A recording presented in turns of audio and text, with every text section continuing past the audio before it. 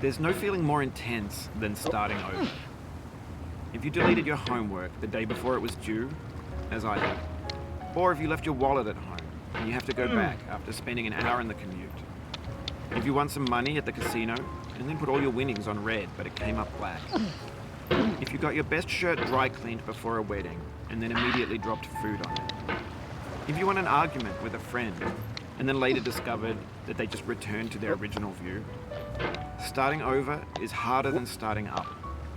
If you're not ready for that, like if you've already had a bad day, then what you're about to go through might be too much. Feel free to go away and come back. I'll be here. Alright, thanks for coming with me on this trip. I'll understand if you have to take a break at any point. Just find a safe place to stop and quit the game. And don't worry, I'll save your progress, always, even your mistakes. This game is a homage to a free game that came out in 2002, titled Sexy Hiking. The author of that game was Jazuo, a mysterious Czech designer who was known at the time as the father of B games. And B games are rough assemblages of found objects.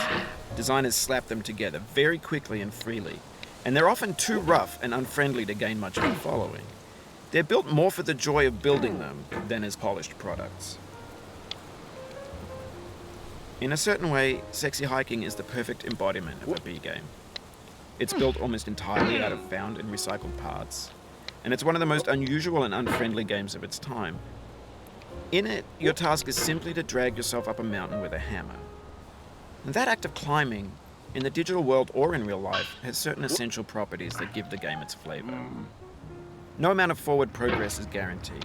Some cliffs are too sheer or too slippery, and the player is constantly, unremittingly in danger of falling and losing everything. Anyway, when you start Sexy Hiking, you're standing next to this dead tree that blocks the way to the entire rest of the game. It might take you an hour to get over that tree. A lot of people never got past it. You prod and you poke at it, exploring the limits of your reach and your strength, trying to find a way up and over. And there's a sense of truth in that lack of compromise. Most obstacles in video game worlds are fake. You can be completely confident in your ability to get through them once you have the correct method or the correct equipment or just by spending enough time. In that sense, every pixelated obstacle in Sexy Hiking is real. The obstacles in Sexy Hiking are unyielding, and that makes the game uniquely frustrating. But I'm not sure Jazuo intended to make a frustrating game. The frustration is just essential to the act of climbing, and it's authentic to the process of building a game about climbing. A funny thing happened to me as I was building this mountain. I'd have an idea for a new obstacle, and I'd build it, test it, and it would usually turn out to be unreasonably hard. But I couldn't bring myself to make it easier.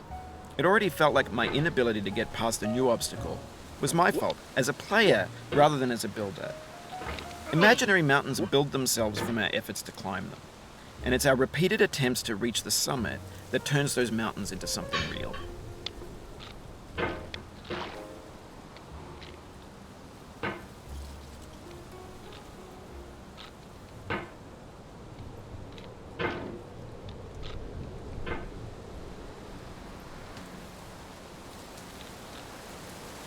When you're building a video game world, you're building with ideas.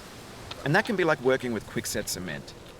You mold your ideas into a certain shape that can be played with, and in the process of playing with them, they begin to harden and set until they're immutable, like rock. And at that point, you can't change the world, not without breaking it into pieces and starting fresh with new ideas.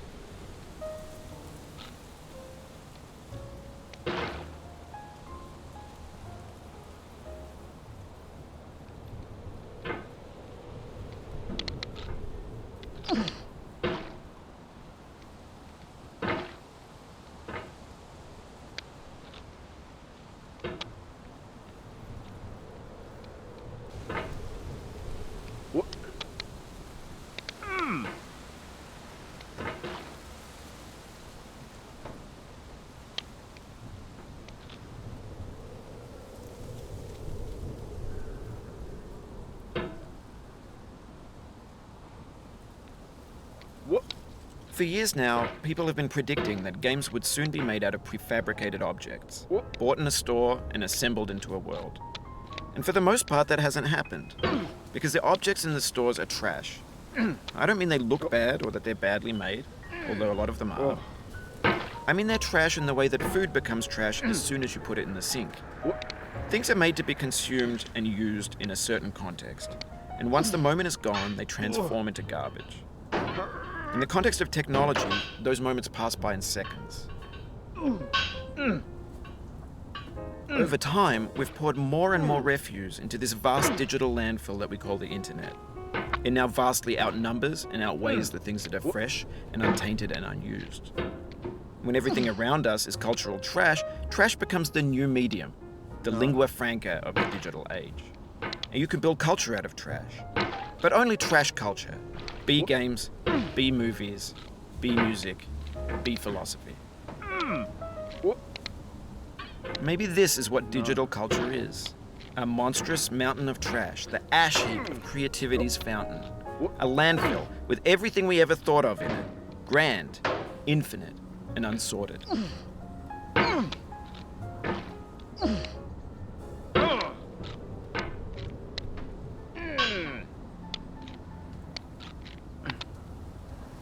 Oh, you just lost a lot of progress. That's a deep frustration, a real punch in the gut.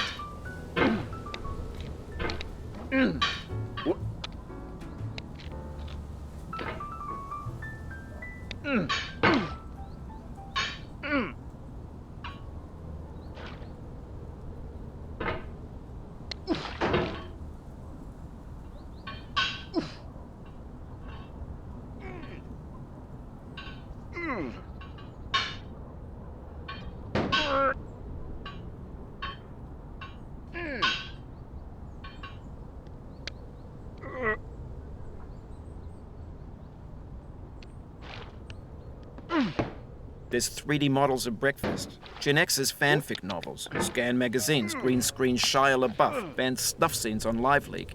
Facebook's got lifelike bots with unbranded adverts and candid shots of Kanye and Taylor Swift mashups, car crash epic failed GIFs, Russian dashcam vids, discussions of McRibs, discarded, forgotten, unrecycled, muddled, rotten, untitled. Everything's fresh for about 6 seconds, until some newer thing beckons, and we hit refresh. And there's years of persevering, disappearing into the pile, out of style, out of sight.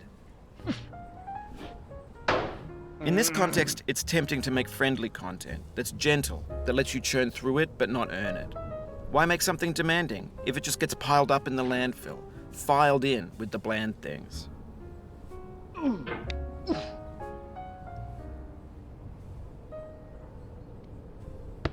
When games were new, they wanted a lot from you. Daunting you, taunting you, resetting and delaying you. Players played stoically. Now everyone's turned off by that. They want to burn through it quickly, a quick fix for the fickle, some tricks for the clicks of the feckless. But that's not you, you're an acrobat. You could swallow a baseball bat.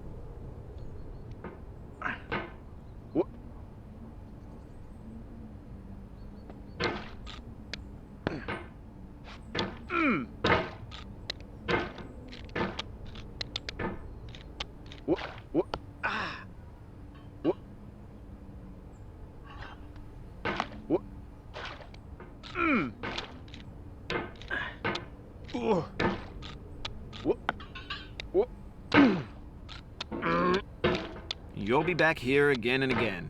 Avenge and repent until you've ascended. Or until you're contented.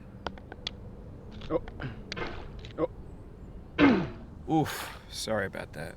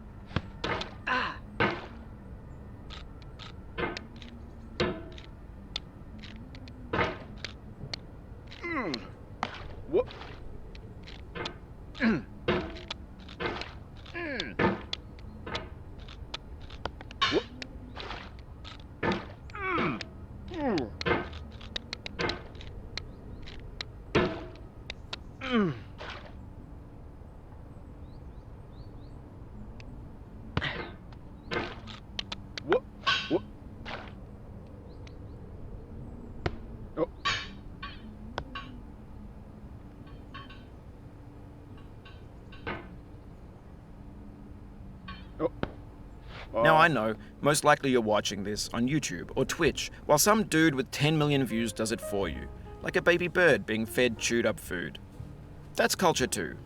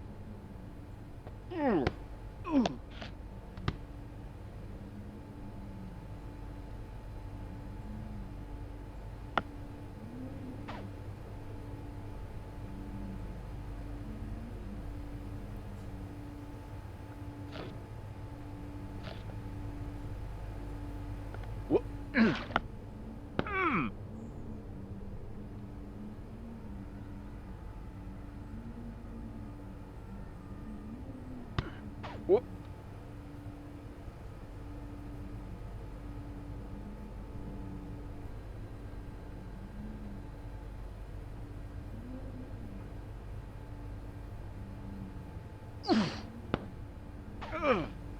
Oh.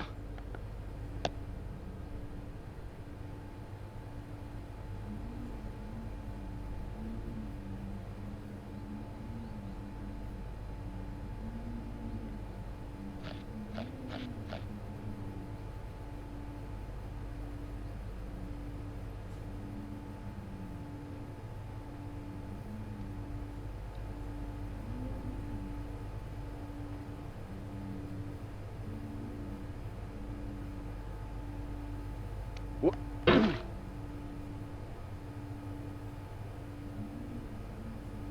What? Oh. Oh.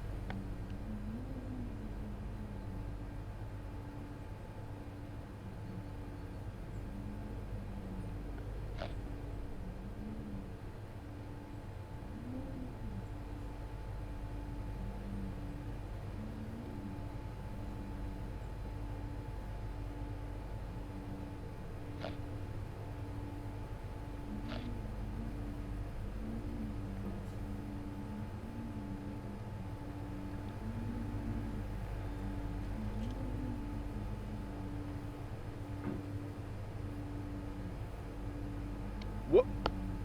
Oh no.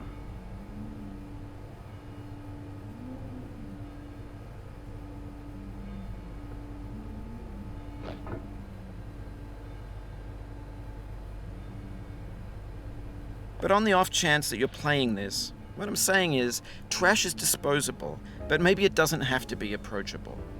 What's the feeling like? Are you stressed? I guess you don't hate it if you got this far. Feeling frustrated? It's underrated.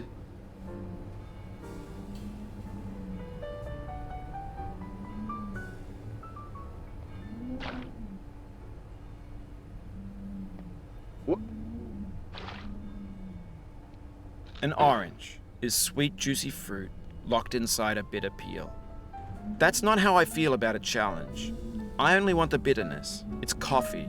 It's grapefruit. It's licorice. Oh no.